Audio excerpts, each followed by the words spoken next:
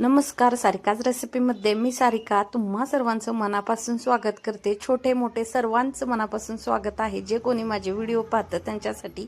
चला तर आज आपण उन्हाळा स्पेशल मस्त असा ओरिओ मिल्कशेक बनवणार आहोत। त्यासाठी लागणारं साहित्य पाहूया। सगळ्यात पहिलं ओरिओ बिस्किटचे 2 पुडे घेतलेले आहेत 10-10 रुपयेवाले।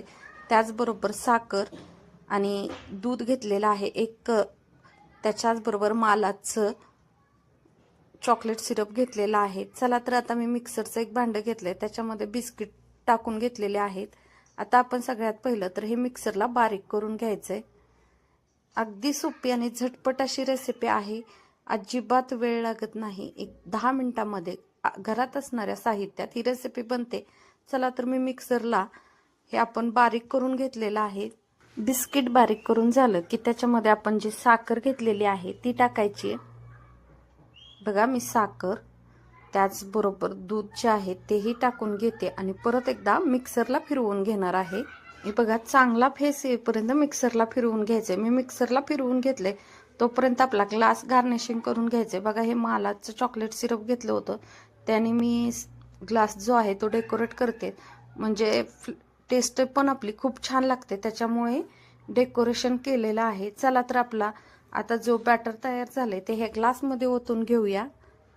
चला तर अगदी फेस येईपर्यंत, जसं की कोल्ड कॉफीला आपण फेटून घेतो त्या पद्धतीने फेटून घेतलेला आहे। बघा वरती छान असा फेस आलेला आहे। चला तर ह्याच्यावरती आपण टाकणार आहोत व्हॅनिला आईस्क्रीम। व्हॅनिला आईस्क्रीम घरच्या घरी कसं बनवायचं त्याचा व्हिडिओ आपल्या चॅनलवरती ह्याच्या अगोदर अपलोड केलेला आहे, त्याची लिंक मी डिस्क्रिप्शन बॉक्समध्ये देते, तेथे जाऊन चेक करा। बघा त्याच नंतर हे किटकॅट घेतलेलं आहे मी, ते अशा पद्धतीने काढून फक्त गार्निशिंगसाठी ठेवते। तुम्हाला हवं असेल तर तुम्ही चुरा करून ह्याच्यामध्ये टाकू शकता। बघा छान असं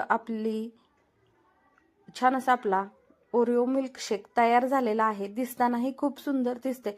तुम्ही व्हॅनिला आईस्क्रीमच्या जागी कोणत्याही फ्लेवरचा आईस्क्रीम टाकू शकता।